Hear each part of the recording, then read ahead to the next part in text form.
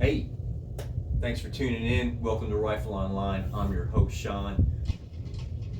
A new installment of Touch Base. In this series, I am just going to talk a little bit about some of my bases. I only have a few, and just go a little bit more in depth about what they are, what they mean to me, and how I acquired them, etc. This is my first base. I bought this right as I was graduating from high school in 1983. This is a 1978 SD Curlee International. It was made in Japan. I believe Fujian is where all of the SD Curlee Internationals were made.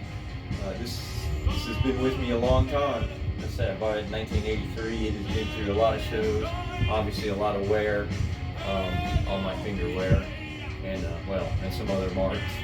This is a 32-inch scale base. It has a very thin neck, and it's a 2-octave neck as well. So there's 24 frets.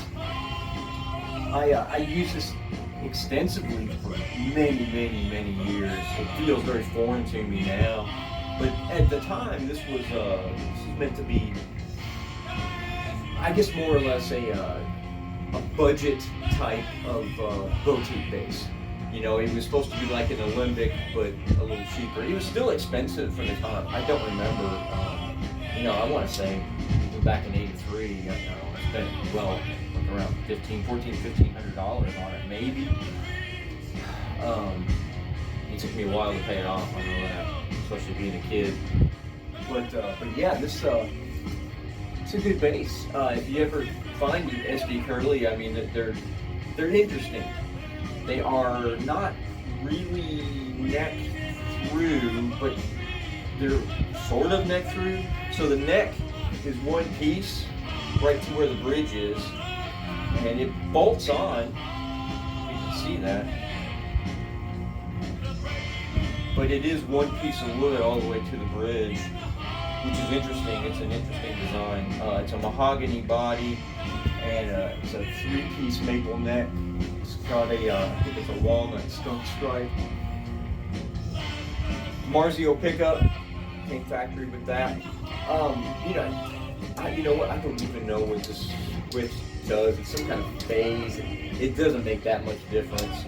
I usually keep it up. It sounds like more like a P bass.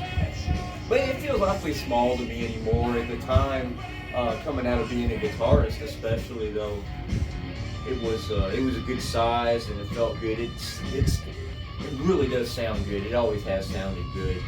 And even now it's on one rifle recording. But I don't play it much.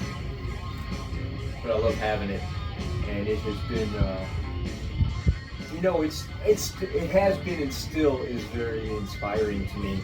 Just to look at it.